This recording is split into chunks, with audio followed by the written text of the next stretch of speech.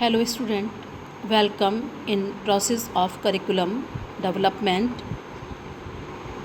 Third unit के अंतर्गत आज मैं value as a determinants of curriculum इस विषय पर अपना लेक्चर प्रस्तुत करने जा रही हूँ।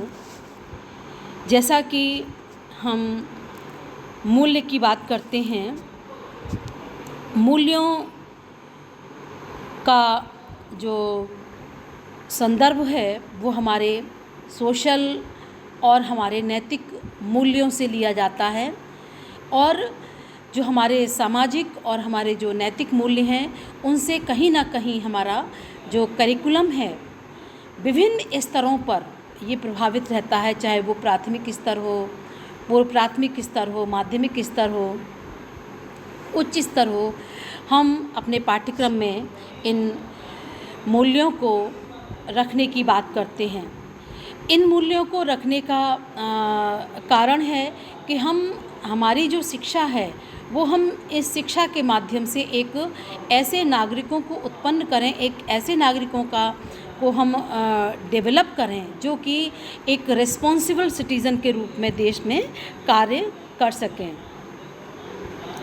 नैतिक, आध्यात्मिक या धर्म की शिक्षा हम पूरे घर या परिवार पर हम नहीं छोड़ सकते हैं, और इसीलिए आवश्यक है कि विद्यालयी पाठ्यचर्या के अंतर्गत इस पाठ्यक्रम को रखा जाए, क्योंकि जो भारत जो है यहाँ पर विभिन्न धर्मों का देश है, और धर्मों के संबंध में चेतना को एक केंद्रीय घटक के रूप में हमें पाठ्यक्रम में शामिल करना चाहिए।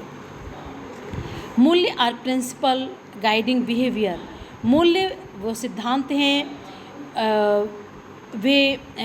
वे तत्व हैं जो कि हमारे व्यवहार का एक मार्गदर्शन करते हैं, और इनके द्वारा हमारा जो है निर्णय हमारे प्रभावित होते हैं, हमारा दृष्टिकोण बनता है, और उसी के अकॉर्डिंग, मूल्यों के अकॉर्डिंग ही हम अपनी क्रियाएं भी विद्यालय के अंतर्गत करते हैं। जैसे विद्यालय के अंतर्गत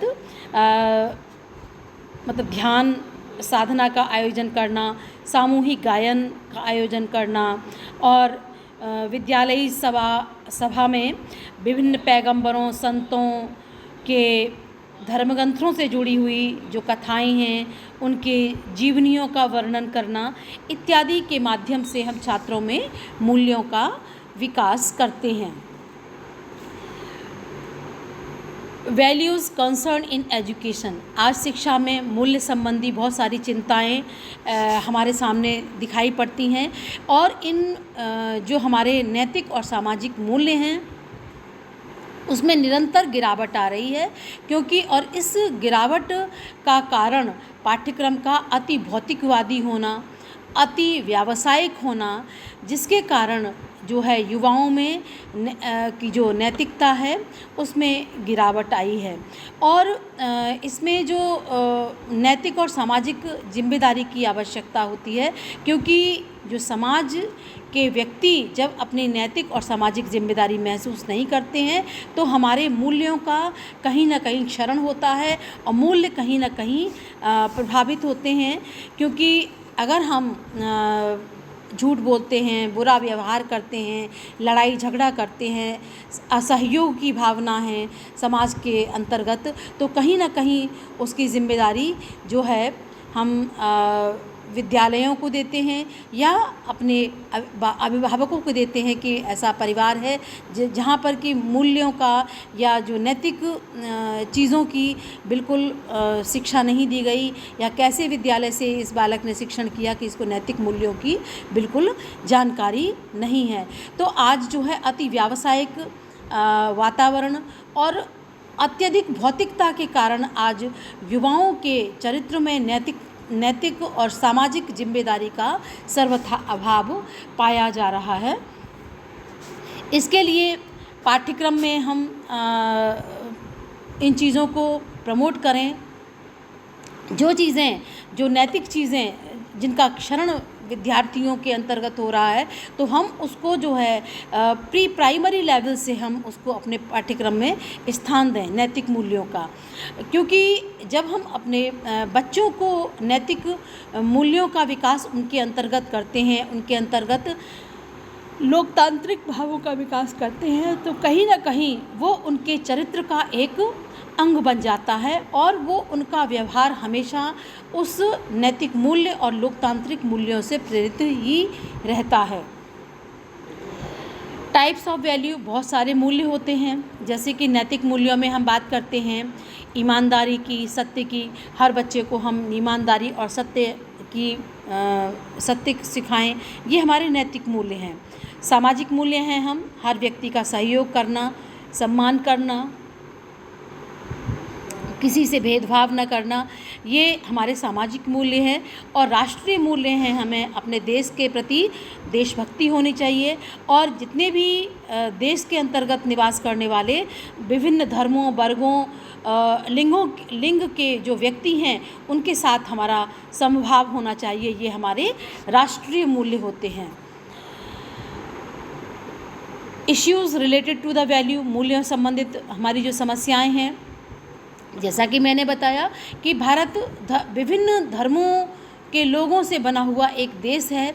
यहाँ पर विभिन्न धर्मों के लोगों का निवास है। तो यहाँ पे जो मुख्य एक कारण है वो सांस्कृतिक संघर्ष जो है के कारण कभी कभी हमारे समाज में ये समस्याएं देखने को मिलती हैं। सांस्कृतिक संघर्ष हमारे समाज में देखने को मिलते हैं, जिसके कारण लोगों में लड़ाई होते हैं, झगड़े होते हैं, दंगे होते हैं, मनमुटाव तक हो जाते हैं और एक दूसरे को इवन जान से मारने तक की खबरें हम इस कल्चरल कॉन्फ्लिक्ट्स के कारण हमें देखने को मिलती हैं। दूसरा है influence of media and technology.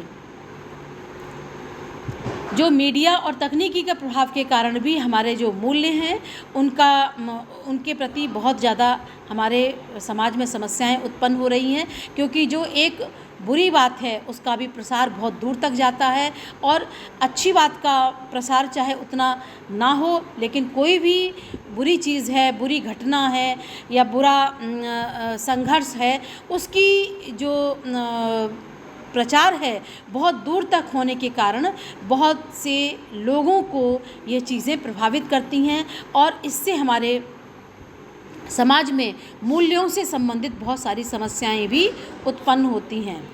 अब इन समस्याओं को सुलझाने के लिए शिक्षक की क्या भूमिका है, शिक्षक किस तरीके से काम करें, तो शिक्षक को विद्यालय में एक रोल मॉडल के रूप में काम करना होता है। वो विद्यालय में जो है जैसे कि एक रोल मॉडल के रूप में काम करता है, तो उन चीज़ों को जैसे कि अगर शिक्षक स्वयं जल्दी आता है, वो आकर्षक वेशभूषा में आता है, अपने विद्यार्थियों को सही से पढ़ाता है, काम चोरी नहीं करता है, तो ये चीज़ें प्रत्यक्ष या अप्रत्यक्ष रूप से छात्रों को प्रभावित करती हैं।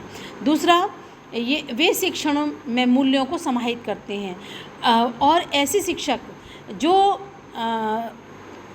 एक आदर्श शिक्षक के रूप में कार्य करते हैं, तो वो अपने जो टीचिंग मैथोडोलॉजी में, करिकुलम में कहीं ना कहीं इन मूल्यों को भी समाहित करने की कोशिश करते हैं, क्योंकि शिक्षा का कार्य जो है, शिक्षा का जो एजुकेशन है उसको जो है हस्तांतरण होता है। हम अपने जो है सामाजिक हस्तांतरण भी करते हैं, मूल्यों का भी हस्तांतरण होता है।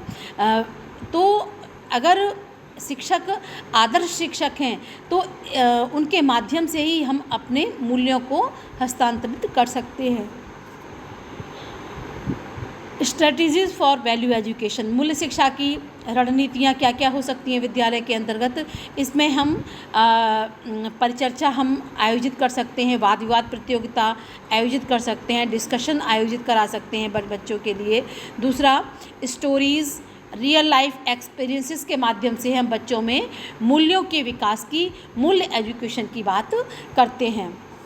अब रोल ऑफ स्कूल, विद्यालय की भूमिका भी एक महत्वपूर्ण भूमिका है कि विद्यालय जो है मूल्य आधारित वातावरण को निर्मित करने में एक महत्वपूर्ण भूमिका अदा करता है और इसमें सहयोग और अनुशासन की भावना को भी निरंतर प्रोत्साहन दिया जाता है। तो विद्यालय की एक महत्वपूर्ण भूमिका होती है।